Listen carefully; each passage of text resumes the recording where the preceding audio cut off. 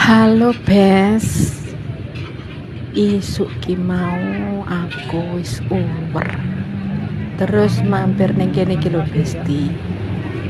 Apa Bes ngerti iki ning pojokan Tonatan. Lek sing wong Ponorogo ya ngerti. Iki ngono Srabi Besti. Srabi legend sing biyen-biyen ku lho Bes. Tekan saiki sik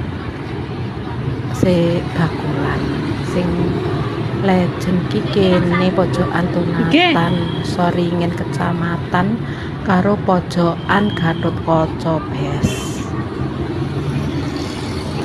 Iki antri aku bagian keri dhewe. Lah iki penampakane iki lho.